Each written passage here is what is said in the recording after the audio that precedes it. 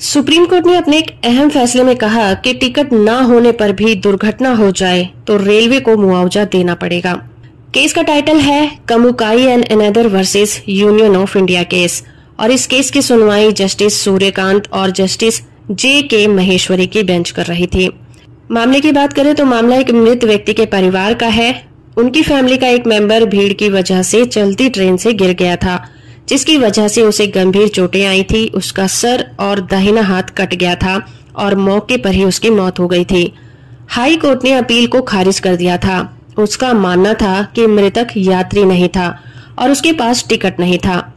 Supreme court ने railway act के provision को देखा और कहा कि किसी भी तरह की नेग्लिजेंस और लैप्स या फिर रेलवे ऑपरेशन के दौरान कोई भी मिसहैपनिंग हो जाती है, इंसिडेंट हो जाता है, तो रेलवे एडमिनिस्ट्रेशन कंपनसेशन देने के लिए लायबल होगा।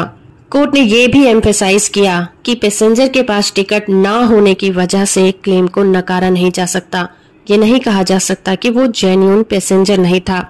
इस बात को डिनाई नहीं किया जा सकता कि वो उस वक्त ट्रेन में सफर नहीं कर रहा था। सुप्रीम कोर्ट ने यह भी कहा कि FIR, investigation report, postmortem report और फाइनल रिपोर्ट, ये सभी से पता चलता है कि यात्री ट्रेन से गिरा था, जिसकी वजह से उसकी मौत हो गई थी। रेलवे ने भी इस बात से इनकार नहीं किया है।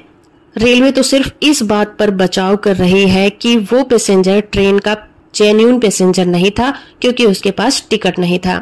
सुप्रीम कोर्ट ने मामले को देखा और मुआवजे के अमाउंट को बढ़ाकर 8 लाख कर दिया और कहा कि ट्रेन की यात्रा के दौरान अगर कोई दुर्घटना होती है तो रेलवे को मुआवजा देना ही पड़ेगा।